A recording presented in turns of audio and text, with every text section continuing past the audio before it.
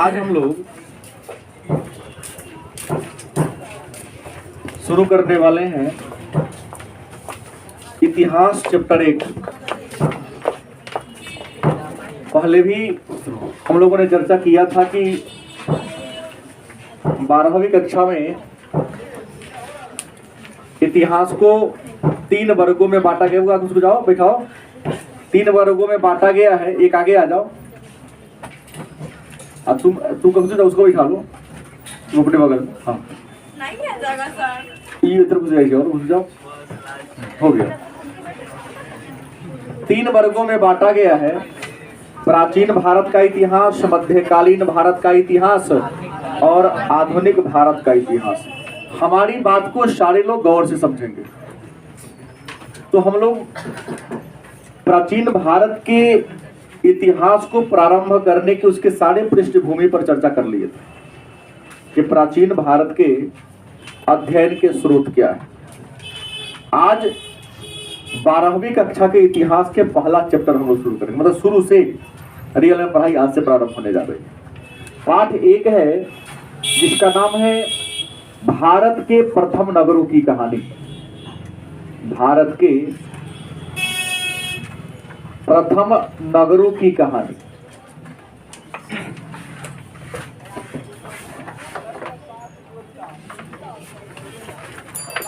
हड़प्पा का पुरातत्व, ये चैप्टर का हमारा नाम है। पाठ किताब में लाइन से नहीं मिलेगा आपको, हम हर चीज को सिस्टम से पढ़ते हैं। कुछ पेज 1 से मिलेगा बात, कुछ पेज 5 से मिलेगा और कुछ पेज 2 से मिलेगा। लेकिन आजकल परसों में पूरा पढ़ाई हो गई। कहेंगे सर लाइन बाय लाइन नहीं मिला तो रीडिंग नहीं करा रहे हैं। रीडिंग तो आपका करना फर्ज है, उसके मुख्य बातों को, उससे जुड़ा हुआ सारे बातों को समझाना मेरा काम है। पढ़ाता नहीं हूँ, पढ़ाई में रुचि जगाने का प्रयास करता हूँ, ताकि रुचि जग जाएगा तो आप स्वयं जाके स्वाध्याय करोगे। हम सब भारतवासी हैं। भारत हमारा देश है, हमारी मातृभूमि है। शायद सारे बच्चे इस बात को अवश्य जानते हैं कि भारत 4 नामों से जाना जाता है। पहला नाम भारत, यह हमारे देश का संवैधानिक नाम है, कानूनी नाम है। मतलब संविधान में भारत को, अपने देश को भारत के नाम से जाना गया है। दूसरा नाम आर्यावर्त, अपने देश को हम आर्यावर्त के नाम से भी। तीसरा हिंदुस्तान और चौथा नाम है इंडिया। मतलब भारत, हिंदुस्तान, आर्यावर्त, इंडिया।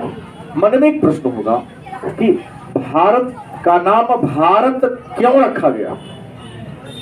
तो भारत कबीला के नाम पर, भारत कबीला के नाम पर हमारे देश का नाम भारत रखा गया। दूसरा बात हिंदुस्तान की करते हैं तो मुसलमानों ने या तुर्कों ने या अरबों ने, कोई दिक्कत नहीं है, तीनों चलेगा। मुसलमानों ने कहो, अरबों ने कहो या तुर्कों ने कहो, इन लोगों ने हमारे देश का नाम क्या रखा? भारत, सॉरी हिंदुस्तान। यूनानियों ने, मतलब यूनान के आक्रमणकारियों ने, चाहे यूनान के विद्वानों ने या यूनान के लोगों ने हमारे देश का नाम इंडिया रखा। और हम सब आर्य प्रजाति के लोग हैं, इस कारण हमारे देश का नाम आर्यावर्त रखा गया। ठीक है, तो भारत के 4 नाम है। और एक बात सभी लोग बहुत ज्यादा पहले से जान रहे हो कि हमारा भारत लगभग 200 वर्षों तक अंग्रेजों का गुलाम रहा है। हमारा भारत 200 वर्षों तक अंग्रेजों का गुलाम रहा है, उसका पराधीन रहा है। और इंग्लैंड को 3 नामों से जानते हैं, ब्रिटेन, इंग्लैंड और यूके। तो कभी ब्रिटेन बोल दे, कभी यूके बोल दे, कभी इंग्लैंड बोल दे, तो कंफ्यूज होने की जरूरत क्योंकि इंग्लैंड देश को ही हम 3 नामों से जानते हैं। उसी को इंग्लैंड भी कहते हैं, उसी को ब्रिटेन भी कहते हैं और उसी को हम यूके के नाम से भी जानते हैं। तो यूनाइटेड किंगडम उसी को कहते हैं। प्रश्न क्या है? तो हमारा भारत किस देश का उपनिवेश था, किस देश का गुलाम था? तो इंग्लैंड का गुलाम था। और भारत आने वाला जो पहला अंग्रेज था उसका नाम था कैप्टन हॉकिंस। क्या नाम था? कैप्टन हॉकिंस भारत आने वाला पहला अंग्रेज था। और यह 1608 ईस्वी में इंडिया में आया था। उस समय दिल्ली का राजा जहांगीर था। कौन था? मतलब कैप्टन हॉकिंस 1608 ईस्वी में जहांगीर के दरबार में आया था। लेकिन एक बात आप सबको पता है, बचपन मैंने 6वां-7वां से आपको पढ़ाया गया है कि भारत आने वाला पहला यूरोपीय देश पुर्तगाल था। और पुर्तगालियों का इंडिया में आगमन 1498 ईस्वी में हुआ था।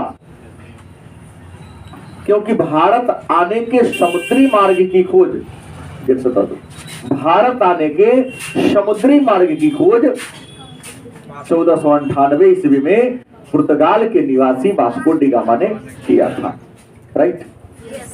अब आप लोग बच्चे थे तो आपको पढ़ाया गया होगा कि भारत की खोज किसने किया? आपने कहा वास्को डी गामा ने किया। तो वास्को डी गामा ने 1498 में किया। इसके मतलब 1498 से पहले मेरा भारत नहीं था। लेकिन समुद्र से आने का रास्ता किसी को पता नहीं। तो वास्को डी गामा ने भारत की खोज नहीं किया, बल्कि समुद्री मार्ग से भारत में आने का रास्ता ढूंढा। राइट? पुर्तगाली हमारे इंडिया में पहले आ चुके थे। जब अंग्रेज यहां पर आया तो पुर्तगालियों ने जहांगीर को भड़का दिया कि महाराज अंग्रेज लुच्चे लफंगे होते हैं, चोर उचक्का होता है। थोड़ा आप लोगों को समझने के लिए बोल रहा हूं। तो उसको नहीं रहने दीजिए इंडिया में, वो आएगा तो धोखा देगा, दगा देगा। ऐसा क्यों कहा? ऐसा इसलिए कहा कि पुर्तगाली सोचा कि हम तो यहाँ बिजनेस कर ही रहे हैं, अगर वो बिजनेस करने आएगा तो हमारा माल की बिक्री कम हो जाएगा, कम बिक्री होगा तो मुनाफा कम होगा। वो ये सोच के कहा। तो जहांगीर ने कैप्टन हॉकिंस को भारत तो आया जरूर, लेकिन व्यापार करने की अनुमति नहीं दिया। और इस बार कौन बनेगा करोड़पति में 7 करोड़ का क्वेश्चन था।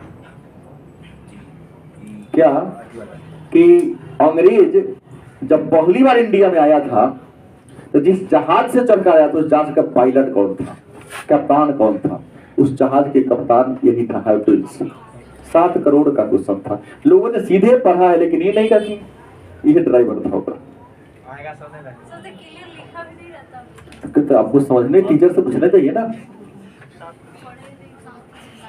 हाक्टर नामक जहाज पर चढ़कर आया था। जहाज का नाम बोलता है कि जहाज आया था इस जहाज से, लेकिन जहाज का ड्राइवर कौन था? कौन चला कर आया था जहाज का? कैप्टन हॉकिंस था। तो प्रश्न है, कैप्टन हॉकिंस बेचारा लौट गए अपना जैसा मुंह बना के, हम तो गए बिजनेस के लिए अधिकार मांगने, हमको अधिकार मिला नहीं। अब इंग्लैंड के राजा थे जेम्स प्रथम। 1615 ईस्वी में अपना एक दूसरा आदमी को भेजे, नाम था सर टॉमस रो। क्या नाम था? इंडिया आने वाला दूसरा अंग्रेज सर टॉमस रो। जब यह इंडिया में आए तो उस समय भी संजोग से जहांगीर ही राजा था। मतलब कैप्टन हॉकिंस के काल में भी जहांगीर राजा, और सर टॉमस रो पहुंचे थे राजा कौन थे? जहांगीर ही थे। जहांगीर के दरबार में कैप्टन सर टॉमस रो गए। भाई आप किसी को टमाटा जाते तो कुछ मिठाई वगैरह लेके जाते, जाके तो लड़का सही इज्जत करेगा, सम्मान करेगा, याद रखेगा कि दीदी जी आई है, फुआ जी आए हैं, मौसा जी आए हैं, मामा जी आए हैं। कुछ लेके ना जाओ तो आओ यार चूल्हे बताओ, इससे क्या मतलब है? बच्चा को इससे क्या मतलब है? बच्चा मामा फूफा नहीं जानता है, बच्चा जानता है कि कुछ लाया है, चॉकलेटो लाया है कि नहीं लाया है। बच्चा को पैसे की लालच नहीं होती है, बच्चे को तो अपने ज्यादा छोटा था खिलौना का लालच होता है, और थोड़ा बड़े हो गए तो टॉफी बिस्कुट ये सब का लालच होता है। बाकी उनको रिश्तेदारी से ज्यादा मतलब शायद यही सही बात है ना। सर टॉमस रो जहांगीर के दरबार में गया, जहांगीर ने सर टॉमस रो के बात से प्रभावित होकर कहा कि आप हमारे साम्राज्य में व्यापार कर सकते हो। तो जैसे ही अधिकार दिया तो अंग्रेजों ने अपना पहला व्यापारिक कोठी सूरत में खोला। कहाँ खोला? और सूरत कहाँ पड़ता है? गुजरात में पड़ता है। कहाँ पड़ता है? तो अंग्रेजों ने अपना पहला व्यापारिक कोठी कहाँ खोला? सूरत में खोला। आगे बढ़ूं। अब अंग्रेज इंडिया में व्यापार तो शुरू कर दिया। अंग्रेजों के आगमन का उद्देश्य क्या था? तो केवल और केवल व्यापार करना। लेकिन जब यहां पर आया तो क्या देखा कि भारत के लोगों में एकता नहीं है, प्रेम और भाईचारा की भावना नहीं है, लोग लड़ते झगड़ते रहते। इसी का फायदा अंग्रेज उठा लिया। फिर आपके मन में प्रश्न होगा कि सर पता कैसे चला कि अंग्रेज को पटता नहीं है? तो एक छोटी सी कथा विद्वान लिखते हैं कि एक बार की बात है कि एक अंग्रेज कपड़ा बेचकर जा रहा था, संयोग से उसको लग गया, पेशाब लग गया, अपने घोड़ा को खड़ा करके रोड के किनारे चला जाता है। बगल में मनीष जैसा एक किसान अपने खेत में कोदारी चला रहा था। ये घोड़ा क्या किया कि उस नीचा खेत था, उस खेत में घुस गया, लगा उसका गेहूं खाने। मनीष मारा नहीं, जाए ना तो भरे चढ़ी। और अब हमारे खेत को तो थोड़ी नहीं, मने नाक मुन की गोदारी को चला रहा है। अंग्रेज आया, कहा कि भाई साहब ये घोड़ा तो चारा खाएगा, देखो गेहूं खा रहा था, इसको डंडा से मार के भगा क्यों नहीं दी? हमर थोड़ी नहीं, वो तो हमारा फलानवा के जाए तो हमारा तो मर्द के मगाते। अंग्रेज समझ गया कि भारतीयों में सबसे बड़ी बुराई क्या है कि तुम तब तक विरोध नहीं करोगे जब तक तुम पर तकलीफ ना हो, कोई कष्ट न दे। नहीं, अपने क्षति होगा तब विरोध करेगा, हमको क्षति नहीं होगी तो मैं विरोध। अंग्रेज यही बात समझा और इसी मजबूरी का क्या उठाया? फायदा उठाया और डिवाइड एंड रूल माने फूट डालो और शासन करो की नीति अपनाना शुरू कर दिया। लेकिन एक बात था, मैं 5 नंबर पाठ और 6 नंबर पाठ जब इतिहास का दूसरा का नंबर वॉल्यूम शुरू करूंगा तो मुगल साम्राज्य पढ़ाऊंगा। मुगल साम्राज्य में 6 राजा को बड़े मुगल कहा जाता है। बाबर, हुमायूं, अकबर, जहांगीर, शाहजहां, औरंगजेब, इन 6 को बड़े मुगल कहते हैं।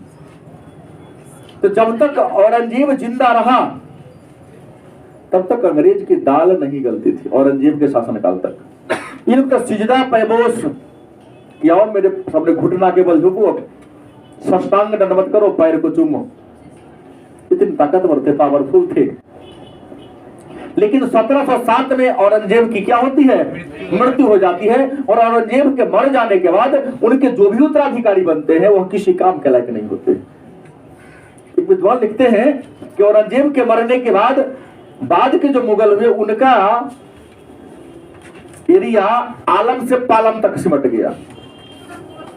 उत्तर मुगल काल की बात मैं कर दूं, मतलब उनका दायरा क्या हो गया? सिमट जाता है। दायरा सिमट गया तो क्या हुआ? उसके जो बड़े बड़े जमींदार थे जो उसके नियंत्रण में रहकर काम करते थे, सब धीरे धीरे क्या होने लगे? अलग होने लगे। मतलब मुगल साम्राज्य का भी विघटन हो गया। और जब मुगल साम्राज्य का विघटन हो गया तो कहावत है, जब तक तुम एक रहोगे तब तक किसी की मजाल नहीं है कि तुम्हें कोई छू सके, झुका सके, डिगा सके, डरा सके। गांव में कहावत है, घर फूटे तो गवार लूटे। तुम्हारे घर में एकता की कमी हो जाएगी, गारंटी है पड़ोसी या बगल वाला गांव तो लूट के लिए चल जाएगा। तो बात यही हुई, मुगल साम्राज्य में जो केंद्रीय शक्ति क्या पड़ गई? कमजोर हो गई। जैसे ही केंद्रीय शक्ति कमजोर पड़ी तो जो छोटे छोटे राजा महाराज मतलब जमींदार थे क्या हो गए? अलग हो गए, स्वतंत्र करने लगे अपने आप को। और जैसे ही ये लोग स्वतंत्र करना शुरू कर दिया तो मैं 10 पाठ में पढ़ाऊंगा, लेकिन यहाँ चर्चा करना जरूरी है। 1757 ईस्वी की कहानी बता दूं। 1757 ईस्वी में एक युद्ध हुआ था। उस युद्ध का नाम है पलासी का युद्ध। बंगाल के नवाब सिराजुद्दौला और अंग्रेजों के बीच हुआ था 1757 में। ये भी प्रश्न केबीसी में पूछा था। 7 लाख का प्रश्न था कि वह कौन युद्ध है जिसका नाम एक वृक्ष के नाम पर पड़ा है, पेड़ के नाम पर पड़ा है। तो पलासी का युद्ध, क्योंकि पलास का पेड़ होता है और जिस मैदान में लड़ाई हुआ था उस लड़ाई में पलास का पेड़ बहुत ज्यादा था, तो उस पेड़ के नाम पर इस युद्ध का नाम पड़ गया पलासी का युद्ध। 7 लाख का होता है अब 7 करोड़ का हो गया। 7 लाख मैं बहुत पहले शुरू वाला सीजन की बात बोल रहा हूँ। अब हो सकता है लेकिन कुछ ज्यादा का था। 3,20,000 के बाद कितना पर आता है? 46 का। हाँ तो 46 का रहा होगा। 3,20 का दुगुना कितना हमने सीधे कह दिया, 7 बोल दिया लगभग, लेकिन 6 से ऊपर था। पलासी का युद्ध हुआ। पलासी के युद्ध में जैसे ही बंगाल का नवाब हारा तो उस समय भारत का सबसे धनिक राज्य और सबसे बड़ा राज्य बंगाल ही था, क्योंकि वर्तमान बांग्लादेश, वर्तमान बिहार, वर्तमान पश्चिम बंगाल, वर्तमान झारखंड, वर्तमान ओडिशा, ये सब मिलाकर एक राज्य था पश्चिम बंगाल, जिसको बंगाल कहते थे। अब इतना बड़ा का इलाका अंग्रेज क्या कर लिया, जीत लिया। और इसी पलासी के युद्ध के बाद अंग्रेज भारत की राजनीति में हस्तक्षेप करना क्या कर दिया, शुरू कर दिया। मुगल सम्राट को पेंशन भोगी कर्मचारी बना दिया। कहा कि आपको साल में हम 26 लाख रुपया पेंशन देंगे, यही से काम चलाइए और शासन तो मैं देखूंगा। शासन करेंगे तुम्हारे नाम से, शासन होगा आपके नाम से, लेकिन शासन चलाएगा कौन? राष्ट्रपति के नाम से चलाएगा। हाँ चलाएगा पर वैसा बात हो गया। सर 26 लाख था, 26 लाख पेंशन कर दिया। वही लेना 26 लाख बहुत कम हुआ, तुम्हारे लिए ज्यादा लग रहा है। जो भारत का राजा हो उसको 26 लाख में क्या फर्क पड़ेगा? अभी के समय अरे उसको मेरा ये कहना है कि उसी से तो उसका अपना खर्च निकालना था, आर्मी का भी खर्च देना था, सारा देना था ना। हम लोग अपने औकात से क्यों जोड़ लेते भाई सब बात को? अब मुकेश अंबानी की बीबी चलते 242 करोड़ के हवाई जहाज पर चलते, उसके लिए अकेला है वो हवाई जहाज। 250 करोड़ लगभग के हवाई जहाज पर वो चलती तो अकेला उड़ान भरती है। वो जिस कप में चाय पीती है वो 3 लाख का कप, जिस मोबाइल का वह प्रयोग करती है। और एक शिक्षिका थी, वो क्या थी, टीचर। लेकिन इसलिए कहा गया कोई किसी का भाग्य नहीं देखा है, इसलिए किसी का मजाक मत उड़ाना चाहिए जीवन में। कब किसका भाग कहाँ ले जाके रख देगा कोई नहीं जानता। श्रीमती राबड़ी देवी कौन जानता था कि मुख्यमंत्री बन जाएगी? कभी कभी किसी के पर मजाक मत उड़ाओ, हंसो मत। गलत सही, क्योंकि किसका भाग कब कहाँ उठा के रख देगा ना मैं जानता हूँ, और खुद वक्त खुद भी नहीं जानता है। हाँ लेकिन ये नहीं कि भाग्य में लिखो तो होता ही, तो भाग्य भरोसे मत दियो, कर्म करते रहो। भाग्य उसी का साथ देता है जो कर्म करता है। ये नहीं कि मेरे घर सौजी देना कौन दिल कही तो भाग्य भरोसे रही नहीं, कर्म करना पड़ेगा आपको, क्योंकि कर्म थाली में रखल है भोजन, उठा के मुंह में धारेंगे नहीं तो अंदर वो धरेंगे तो जीभ ठेलना पड़ेगा तब अंदर। हाँ नहीं कि हमारा भोजन है अंदर घुस मुंह में, अंदर घुस नहीं आएगा, खाना पड़ेगा। खैर मुद्दा आते हैं। अब आपके मन में प्रश्न होगा कि सर शुरू किए पाठक क्या उल्टा सीधा कहानी बता रहे हो? तो मेरा पढ़ाने का होगा तरीका थोड़ा सा यही है। कहावत है कि चावल दाल सब्जी बनाता नून तेल के तो व्यवस्था करना ही पड़ेगा। बिना नून तेल के व्यवस्था के लिए खाना बनेगा नहीं बनेगा ना, क्योंकि हमें सिंधु घाटी सभ्यता को पढ़ाना धरती में हलल था। खनवाने वाला का जुगाड़ करना पड़ेगा ना, कोई खनवाने वाला पैसा वाला है तो अंग्रेज को यहाँ ला रहा था। अंग्रेजों का इंडिया पर क्या हो गया, शासन हो गया। और अंग्रेजों ने सबसे पहले रेल इंग्लैंड में चला था। कौन देश? 1825 में। कहाँ चला था?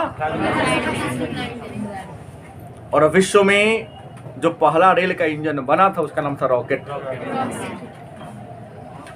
अंग्रेज सोचा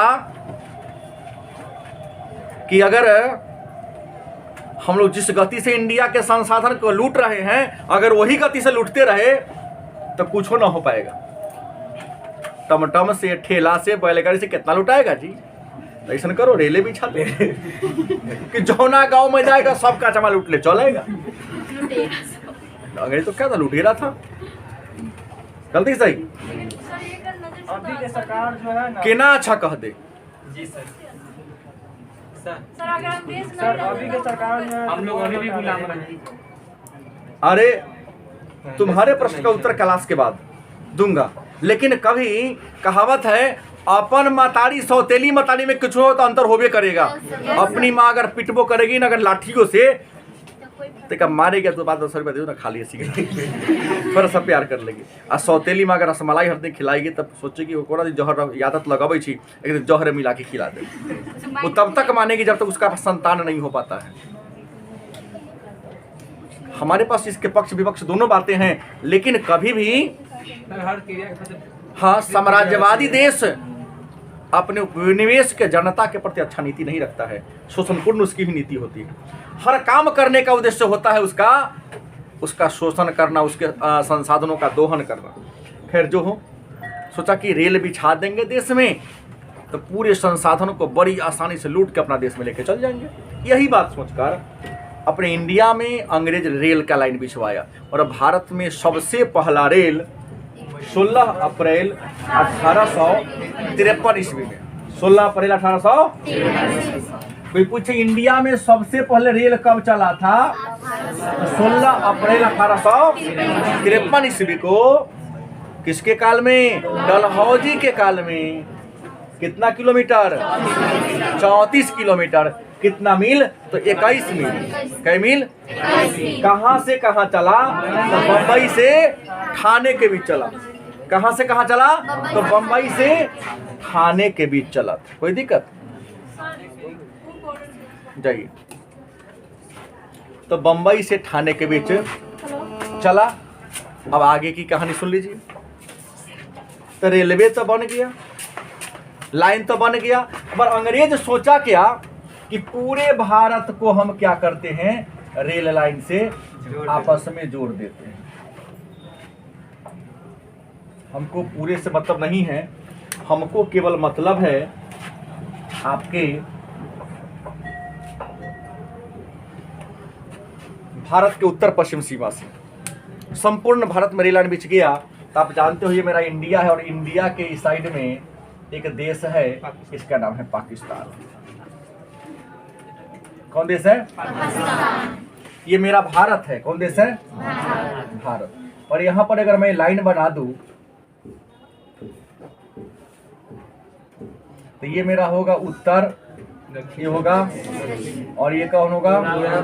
और ये क्या होगा? होगा ना? तो ये कौन दिशा होगा?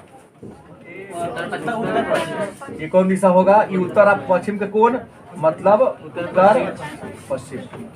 तो पाकिस्तान भारत की कौन दिशा में है ना? और इसी उत्तर पश्चिम दिशा में 9 क्लास में आप लोग पढ़े हुए, एगो नदी बहती है, सिंधु नदी बहती है। चीन के इलाका से निकलते हैं, भारत के जम्मू कश्मीर राज्य होते हुए, पाकिस्तान होते हुए अरब सागर में क्या होती है? सही बोल रहा हूँ? और सिंधु नदी की लंबाई 2900 किलोमीटर है। कितना है? और ब्रह्मपुत्र की लंबाई भी 2900 किलोमीटर है। हमको यह मतलब केवल सिंधु नदी से है। तो ये सिंधु नदी बहते इधर पाकिस्तान देश है। तो अंग्रेज ने इंडिया में रेल तो बिछा दिया, बात बुझ गए? इंडिया में रेल की लाइन क्या कर दिया? लगा दिया। अब सोचा कि भाई थोड़ा उत्तर पश्चिम सीमा पर भी रेल को लाइन बिछा दिया जाए। तो पाकिस्तान में एक यहाँ पर शहर है, नाम है कराची। क्या नाम है? और यहाँ पर है इस्लामाबाद, लाहौर। इस्लामाबाद कई शहर हैं। तो 1855 ईस्वी की कहानी है। कब की? अंग्रेज ने सोचा कि कराची से लाहौर तक भी रेल लाइन लगा दिया जाए। क्या किया जाए? कराची से लाहौर तक रेलवे की लाइन बिछा दिया। तो कराची से रेलवे लाइन लाहौर तक बिछाने के लिए ठेकेदारी जिस व्यक्ति को दिया गया था, दो अंग्रेज था, जॉन ब्रंटन और विलियम ब्रंटन, दोनों भाई था। किताब में लिखल होगा, पढ़ेंगे आप लोग, मिलेगा। तो जॉन ब्रंटन और विलियम ब्रंटन नामक दो भाई था, अंग्रेज था। यही दोनों अंग्रेज यहाँ से हटकर लाइन बिछवा रहा था। मजदूर माटी उटी घर के भर के मुचबान बना दिया और जब रेल लाइन बनता है ना तो माटी बनाने को ईंटा पत्थर रखाता है पर। तो मजदूर क्या किया, देखा कि अगल बगल में टूटल फाटल केकरो घर है, लगा ईंटवा बिछाने। ओकरा मजदूर को क्या पता, उसे क्या पता कि जो ईंटा मैं रख रहा हूँ ये आम ईंटा नहीं है ना, यह भारत का इतिहास है। क्या ये कोई आम ईंटा नहीं है, यह ईंटा भारत का इतिहास के कहानी के बता दिखाने वाला है। मजदूर ईंटवा से उखाड़ उखाड़ के निकाली, खंडहर कुछ था। हालांकि सिंधु घाटी सभ्यता के बारे में सबसे पहले जानकारी 1826 में चार्ल्स मैसन ने ही दे दिया था। किसने दिया था? चार्ल्स मैसन नामक एक अंग्रेज था जो घूमने गया। उसने कहा था कि भारत के उत्तर पश्चिम सीमा पर लगता है हमें कोई पुरानी सभ्यता थी। खंडहर को देखने से लगता है कुछ लोग था जो रहे थे। लेकिन कहावत है कि एक बात को हम यहाँ जितने लोग हम कहें, एक बात को तुम कहो, तो ये बताओ हमारा बात के लोग बेसी मानेंगे कि तुम्हें के? हम बड़े हैं क्या? हम कहीं न कहीं थोड़ा सा मेरा मान सम्मान सब है समाज में, लेकिन कहीं तुम कहो तुमसे छोटा वाला लड़का खड़ा तो वो कहे, फिर वहाँ तुम बड़े हो जाओगे। घूमने आए, सामान्य कोई बड़े पदाधिकारी तो थे नहीं, इनके बातों पर ध्यान दिया किसी ने नहीं। लेकिन मजदूर यहाँ से जब सामान रखना शुरू कर दिया, ईंटा मिलने लगा। ईंटा मिलने के क्रम में लगा कि उनके दीवार तो रही थी, ऐसा ईंटा था। अंदर से हड्डी निकलने लगा, टूटा हुआ बर्तन निकलने लगा, अनाज की भूसी निकलने लगा कि कपड़ा तह बाई तह रखल है सरा हुआ निकलने लगा, सोना का कुछ गहना हुना निकलने लगा, लड़का सब खेलने उलने वाला मिट्टी का खिलौना या अन्य चीज का खिलौना मिलने लगा, तंबा का कंसा का दैनिक जीवन में प्रयोग होने वाली वस्तु जब उसमें से निकलने लगा, न सुनते हैं तैका भर के एगो बाबा सपना देख लिए कि फलानवा जा खाना तो सोना मिलेगा। बाबा अभी तक जेले में, सरकार लगी खनवाने, हल्ला हो गया, रे फलानवा खरीद तो सोना किसी का एगो मिल रही। हल्ला हुआ, ठेकेदार जब पहुंचा कि भाई क्या हुआ कहानी। ठेकेदार साहब जब वहां पहुंचे तो देखा कि सही बात यहाँ पर सामान तो मिल रहा है। तो आपको हम बहुत पहले एक बात चर्चा किए थे, चर्चा का विषय ये था कि पूरा तत्व पढ़ा दिया, दूसरा पढ़ा दिया हूँ पूरा तत्व वेता, तीसरा सब बताऊंगा अभी। फिर हम क्या बोले, सब का चर्चा होगा आगे जीवाश्म, और चौथा बताऊंगा कार्बन 14 विधि।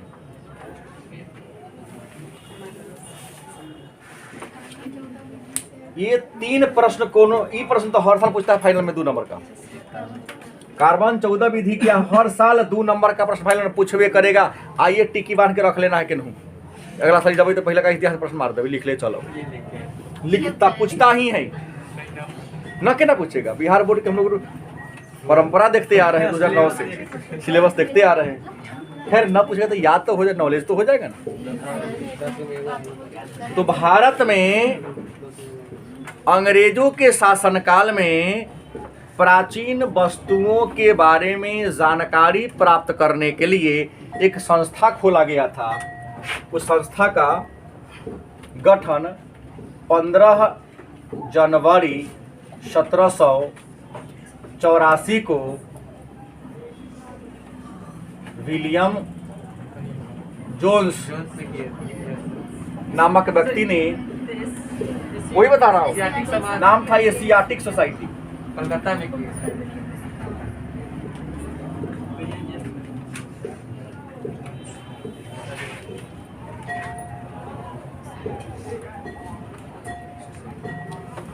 एक संस्था खोला था, नाम था एशियाटिक सोसाइटी। इस संस्था के स्थापना 15 जनवरी 1784 को कहा कलकत्ता में किसने किया? काम किया था। तो प्राचीन वस्तु के बारे में, प्राचीन जगह के बारे में पता लगाना। और यही संस्था बाद में नाम बदलकर भारतीय पुरातत्व विभाग के रूप में बदल गया, तो चर्चा कल की होगी। आज तुमको इसका बैकग्राउंड ही जानना है। तो 1784 में ये खुला था। तो यहाँ से जब सामान मिलने लगा, वस्तु मिलने लगा, तो यहाँ के लोग उस सामान को, पुरानका सामान को लिया, उठाया और जाकर के कहाँ दे दिया? एशियाटिक सोसाइटी को। अब जांच कीजिए, पता लगाइए कि यह वस्तु कब की है, किसकी है, इसको कौन प्रयोग करते थे, यह लोग कौन थे, यह किसका घर है, पता लगा के बताइए। बात समझ गए? तो पहले जान लो कि पुरातत्व क्या है। सर वर्तमान में कलकत्ते में है। हाँ, पुरातत्व क्या है? तो पुरातत्व संस्कृत भाषा के दो शब्द पूरा और तत्व के मिलने से, और पूरा का मतलब होता है प्राचीन और तत्व का मतलब होता है सामग्री। मतलब धरती की खुदाई करने से जो पुराना सामान मिलता है उसे ही पुरातत्व के नाम से, और प्राचीन वस्तु के बारे में अध्ययन करने वाला, बताने वाले विद्वान को पुरातत्ववेता के नाम से जानते हैं। और जब कोई जीव मर जाता है, उसके मरने के बाद जो उसका अवशेष रह जाता है, बच जाता है, उसे हम जीवाश्म कहते हैं। कोई दिक्कत? और कार्बन 14 विधि क्या है? तो हम जितने लोग यहाँ बैठे हैं सभी के शरीर में दो चीजें हैं। कार्बन है, लेकिन कार्बन 12 भी है और कार्बन 14 भी। कार्बन 12 का गुण क्या है? यह अस्थाई होता है, जितना जिंदा में रहता है मरने के बाद भी उतना ही रहता है। इसमें घटने उठने का कोनो हिसाब किताब नहीं है। बात बुझ गए? जिंदा में जितना रहेगा मरने के बाद भी। लेकिन कार्बन 14 का गुण है कि जीव जिंदा रहेगा तो जितना 12 होता ही हो रहेगा, और मरने के दिन से ही 14 घटना क्या होता है, शुरू हो जाता है। तो जब कोई हड्डी मिलता है तो भौतिक शास्त्री क्या करते हैं, मशीन में उस हड्डी को रखते हैं। तो मशीन दिखा देता है कि मैं कार्बन 12 कितना है, कार्बन 14 कितना है। मान लो कार्बन 12 है 1000 और कार्बन 14 है 700, तो बड़ी आसानी से कह देगा कि यह जो जीव जो भी हो, लेकिन 300 साल पहले क्या हो गया, मर गया। गलती की सही? क्योंकि दोनों में अंतर 300 का है, तो 300 जो भी उनका अनुपात हो, कह देगा ना इतना दिन अंतर है दोनों का, मतलब कम से कम 300 का डिफरेंस आ रहा है, तो यह जीव बहुत दिन पहले मरा हुआ है। ठीक है। जीव की उम्र का पता लगाने की इस विधि का खोज 1946 में हुआ था। और किसने किया था? हाँ, BF लीवी ने किया था। किसने किया था? BF लीवी ने किया था। समझ गए? और कार्बन का अर्धायु 5568 प्लस माइनस 30, माने किसी हड्डी में से कार्बन को आधा निकलने में कितना समय लगता है? 5568 साल। आधा निकलने में 30 साल कम चाहे 30 साल ज्यादा, इतना लगता है। तो यहां से जो हड्डी निकला एशियाटिक सोसाइटी में गया। एशियाटिक सोसाइटी ने जांच पड़ताल किया और कार्बन 14 विधि के आधार पर कहा कि जो समय, इसका समय क्या है, समय 2500 BC टू 1750 BC। मतलब कार्बन 14 पद्धति के अनुसार जो सभ्यता यहाँ पर मिली, यहाँ पर जो परंपरा मिली, जो पुराने घर मिले, वह पुराना घर कितना साल पहले का था? 2500 ईसा पूर्व से, ईसा मसीह के जन्म से लगभग 2500 साल पहले ही सभ्यता अस्तित्व में आया था। और ईसा मसीह के जन्म से 1750 पहले क्या हो गया, नष्ट हो गया। ऐसा कह दिया। तो हुआ कि भाई आप जो पढ़ा रहे हैं इसका मतलब समझे नहीं, कौन टॉपिक पढ़ा रहे हैं। तो अब तो बात क्लियर हो गया होगा कि हमने कहा यहाँ से जगह मिला। ये जगह था कौन? ये जगह था सिंधु नदी था। कौन नदी था? जो भी जगह था ना, तो सिंधु और सिंधु नदी के अगल बगल में, सहायक नदी के अगल बगल में मिला। तो लोगों ने इसका नाम क्या रख दिया? सिंधु घाटी सभ्यता। क्या नाम रख दिया? मतलब हम लोग किस पाठ को पढ़ रहे हैं?